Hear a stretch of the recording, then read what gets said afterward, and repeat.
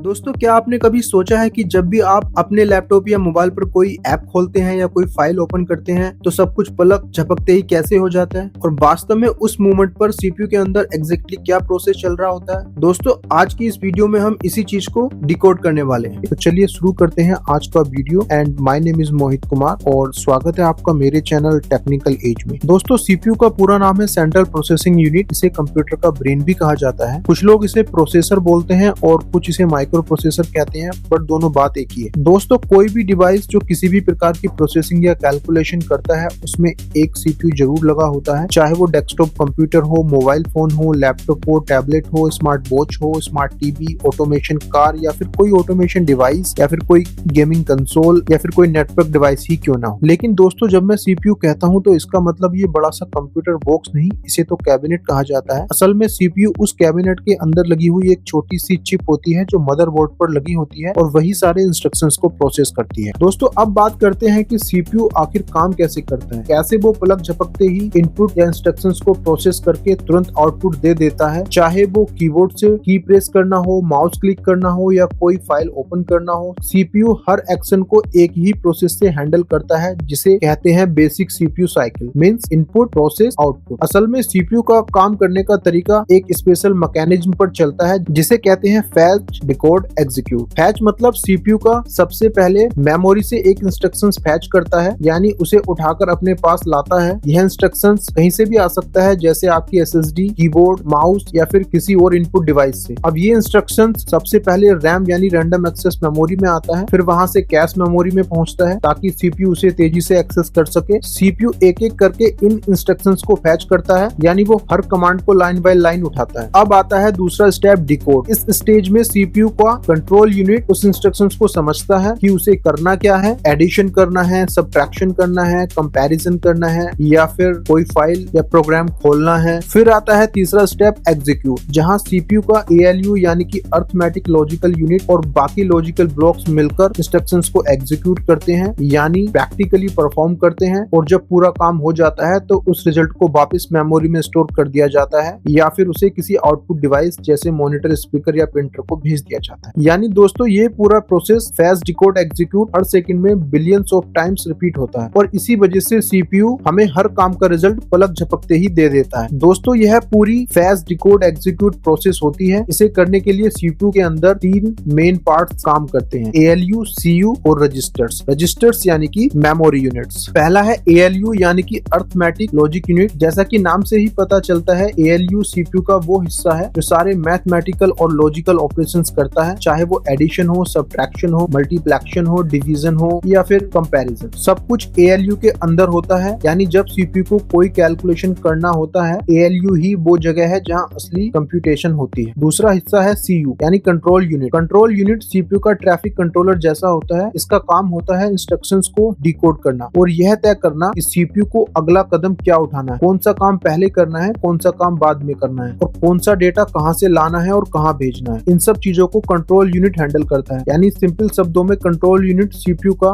Management system है जो सारे इंस्ट्रक्शंस को ऑर्डर देता है। तीसरा हिस्सा आता है रजिस्टर्स यानी कि मेमोरी यूनिट। रजिस्टर सीपीयू के अंदर मौजूदा सबसे छोटी छोटी सबसे तेज मेमोरी होती है। जब सीपीयू को किसी इंस्ट्रक्शंस को एग्जीक्यूट करना होता है तो उस वक्त टेम्परेरी डेटा इन रजिस्टर्स में स्टोर होता है। जैसे मान लीजिए आपने कैलकुलेटर में टाइप किया 3 + 2 = 5, तो जब आप 3 प्रेस करते हैं, जब आप प्लस प्रेस करते हैं और जब आप 2 टाइप करते हैं तो वो सारे नंबर्स और ऑपरेटर टेम्परेरी सीपीयू के अंदर रजिस्टर में ही स्टोर होते हैं। फिर जब आप = दबाते हैं तो एएलयू उसी डेटा को प्रोसेस करके रिजल्ट दे देता है, यानी 5। यानी दोस्तों, ये तीनों एएलयू, सीयू और रजिस्टर्स एक साथ मिलकर सीपीयू की हर इंस्ट्रक्शंस को स्टेप बाय स्टेप प्रोसेस करते हैं और यही टीम वर्क सीपीयू को बनाता है इतना तेज और पावरफुल और इतना इंटेलिजेंट। दोस्तों, एक और टर्म्स आपने अक्सर सुना होगा कि सीपीयू की स्पीड 3 गीगाहर्ट्ज है, 4 गीगाहर्ट्ज है या उससे भी ज्यादा। तो चलिए समझते हैं कि आखिर इसका क्या मतलब होता है। असल में ये होती है सीपीयू की क्लॉक स्पीड। सीपीयू एक फिक्स्ड स्पीड पर काम करता है जिसे हम कहते हैं क्लॉक स्पीड और इसे मेजर किया जाता है हर्ट्ज में। अब हर्ट्ज का मतलब होता है 1 सेकंड में कितनी बार कोई काम दोहराया जा सकता है। तो अगर सीपीयू की स्पीड 3 गीगाहर्ट्ज है तो इसका मतलब है कि वो हर सेकंड 3 अरब यानी कि 3 बिलियन बार काम कर सकता है। यानी फैच, डिकोड और एग्जीक्यूट वाला जो साइकिल है वो पूरा कर सकता है। यानी 3 गीगाहर्ट्ज वाला CPU her second 3 billion of instructions process करता है और यही उसकी ओवरऑल परफॉर्मेंस को डिफाइन करता है। तो इसका मतलब है कि वो हर सेकंड 3 बिलियन बार ये जो प्रोसेस होता है फेज डिकोड और एग्जीक्यूट वाला, इसको एक सेकंड में 3 बिलियन बार कर सकता है और यही उसकी ओवरऑल परफॉर्मेंस को डिफाइन करता है। लेकिन दोस्तों याद रखना, सिर्फ क्लॉक स्पीड ही सब कुछ नहीं होती। सीपीयू का आर्किटेक्चर, कोर और कैश मेमोरी भी उसकी रियल परफॉर्मेंस को प्रभावित करते हैं। तो दोस्तों यह एक वीडियो थी जिसमें हमने सीपीयू के वर्किंग प्रिंसिपल को सिंपल लैंग्वेज में समझा। दोस्तों अगर सीपीयू की कंप्लीट गाइड देखना चाहते हैं, जैसे CPU architecture, CPU making process और cache memory, core and threads, तो उन सभी के लिए लिंक आपको डिस्क्रिप्शन में मिल जाएगा। और अगर यह वीडियो आपको अच्छा लगा है तो चैनल को सब्सक्राइब करें, वीडियो को लाइक शेयर करें, साथ ही कमेंट में जरूर बताएं कि वीडियो आपको कैसा लगा और अगली वीडियो आप किस टॉपिक पर देखना चाहते हैं। Thank you so much.